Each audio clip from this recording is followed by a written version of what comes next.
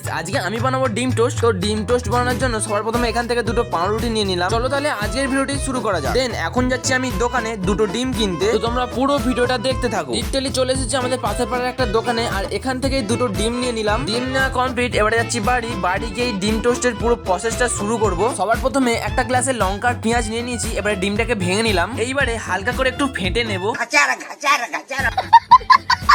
দেন পাউরুটি দুটোকে মাঝখান দিয়ে কেটে নেব। এদিকে সবকিছু কাজ কমপ্লিট হয়ে গেছে, এবার ওই দিকেরটা বাকি আছে। তো চলো সবার প্রথমে কড়াইতে ডিমটাকে হালকা আঁচে ভেজে নেব। তো এর উপরেই দিয়ে দিলাম পাউরুটিটা। হালকা একটু ভাজা হতে আমি উল্টে দিলাম। আর গাইস ডিম টোস্ট কিভাবে বানাতে হয় সেটা আমি জানি না, আর প্রথমবার আমি ট্রাই করলাম। ডিম টোস্টটা কেমন হচ্ছে অবশ্যই কিন্তু তোমরা কমেন্ট করে জানাবে। প্রতিবারে মা আমাকে বানিয়ে দেয়, আর এবারে ভাবলাম আমিই বানাবো। তো ফাইনালি আমার ডিম টোস্ট রেডি। তো চলো হালকা করে একটু টেস্ট করে দেখি কেমন খেতে হয়েছে। ও গাইস পুরো লাজবাব খেতে হয়েছে, মানে দারুণ টেস্ট হয়েছে। তো গাইস এই প্রথমবার আমি ডিম টোস্ট ট্রাই করলাম। তো 10 এর মধ্যে তোমরা আমাকে কত দেবে অবশ্যই কমেন্ট করে জানাবে। তো ভিডিওটি ভালো লাগলে লাইক এন্ড ফটাফট সাবস্ক্রাইবটা করে দাও।